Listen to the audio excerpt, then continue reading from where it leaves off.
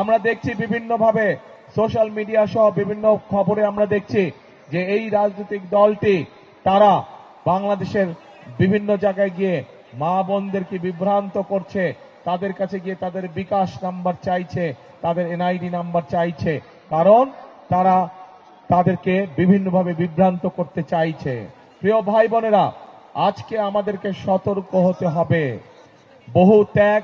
বহু বলিদানের মাধ্যমে, বহু গুম খুনের ভিতর দিয়ে, বহু অত্যাচার নির্যাতনের ভিতর দিয়ে বাংলাদেশের মানুষ তাদের এই ভোটের অধিকারকে ফিরে পেয়েছে। আমাদেরকে সেই জন্য সতর্ক থাকতে হবে যে এই ভোটের অধিকার যাতে কেউ কেড়ে নিতে না পারে। বাংলাদেশের মানুষ যাতে এই ভোটের অধিকারকে প্রতিষ্ঠিত করতে পারে, সেই জন্য আমাদেরকে সতর্ক থাকতে হবে, সেই জন্য আমাদেরকে সজাগ থাকতে হবে। প্রিয় ভাই বোনেরা, আমরা দেশের মানুষের সামনে অনেকগুলো পরিকল্পনা উপস্থাপন করেছি, অনেকগুলো কর্মসূচি দিয়েছি যে ইনশাল্লাহ বিএনপি দেশ পরিচালনার দায়িত্ব পেলে, আল্লাহর রহমতে আপনাদের সমর্থন নিয়ে আগামীতে বিএনপি দেশ পরিচালনার দায়িত্ব পেলে আমরা বাংলাদেশের, সারা বাংলাদেশের বিশেষ করে খেটে খাওয়া যে পরিবারগুলো আছে, সেই পরিবারগুলো, সেটি গ্রামেই হোক শহরেই হোক, সেই পরিবারগুলোর যে নারী প্রধান যারা আছে, গৃহিণী যারা আছে, মা যারা আছে, তাদেরকে আমরা একটি ফ্যামিলি কার্ড দিতে চাই। যেই ফ্যামিলি কার্ডের মাধ্যমে তাদেরকে আমরা প্রতি মাসে সরকারের পক্ষ থেকে একটি সহযোগিতা পৌঁছে। আমরা বিশ্বাস করি এই সহযোগিতা যদি আমরা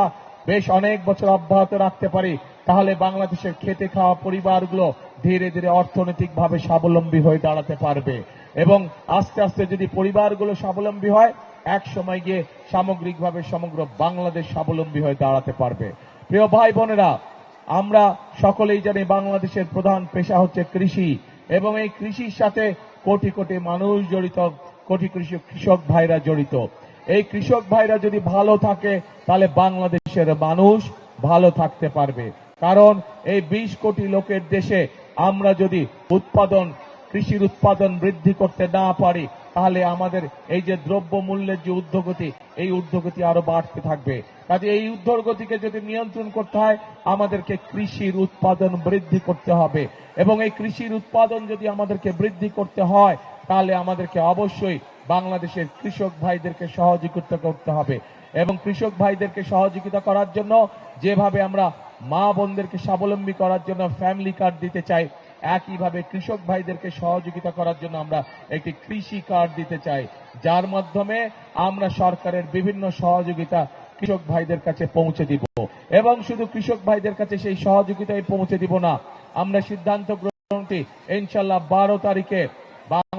বাংলাদেশ জাতীয়তাবাদী দল সরকার গঠনে সক্ষম হলে পরে সমগ্র বাংলাদেশে 10,000 টাকা পর্যন্ত যে কৃষি ঋণ আছে কৃষকদের, সেই কৃষি ঋণ সুদ সহ ইনশাল্লাহ আমরা মওকুফ করার পরিকল্পনা গ্রহণ করেছি।